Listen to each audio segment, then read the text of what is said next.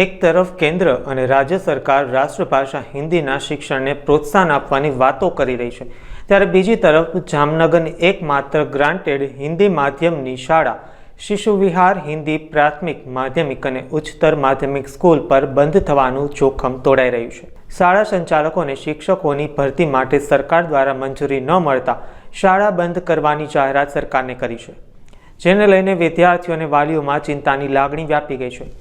શહેરની આ હિન્દી સમાજ શાળા, જે હિન્દી સમાજ શાળા દ્વારા સંચાલિત અને સરકાર માન્ય ગ્રાન્ટેડ શાળા છે, અહીં મહેકમ મુજબ 9 શિક્ષકોની સામે હાલમાં એક જ શિક્ષક કાર્યરત છે અને બાકીની 8 શિક્ષકોની જગ્યા 2015થી ખાલી છે। શાળાના આચાર્યનું કહેવું છે કે વખતો વખત રજૂઆત કરવા છતાં પણ શિક્ષકો કે જ્ઞાન સહાયકો મળ્યા નથી।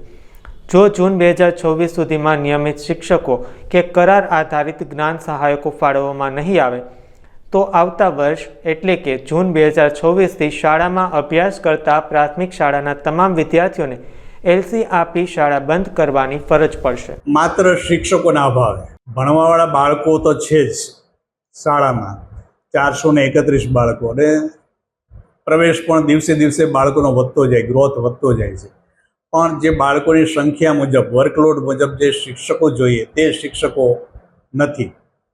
સ્કૂલ એક્સલન્સના નિયમ મુજબ એક પણ સ્કૂલ શિક્ષકો વગર ન રહે, એટલા માટે જ્ઞાન સહાયકની જે વ્યવસ્થા છે એ મુજબ આ હિન્દી માધ્યમની શાળામાં જ્ઞાન સહાયકો જો મળી જાય તો અમે જે આ ફરજ અમને પડી છે સ્કૂલ બંધ કરવાની જૂન 26થી, એ નિર્ણય અમે પાછો ખેંચી શકીએ તેમ છે। શિશુ વિહાર પ્રાથમિક શાળામાં 431 બાળકો છે અને 431 બાળકો વચ્ચે એક જ શિક્ષક કાયમી છે, બાકી 8 શિક્ષકોની ઘટ છે। અને હાઈસ્કૂલમાં 6 વર્ગો છે, 6 વર્ગ સામે 6 શિક્ષકો છે અને 6ની ઘટ છે।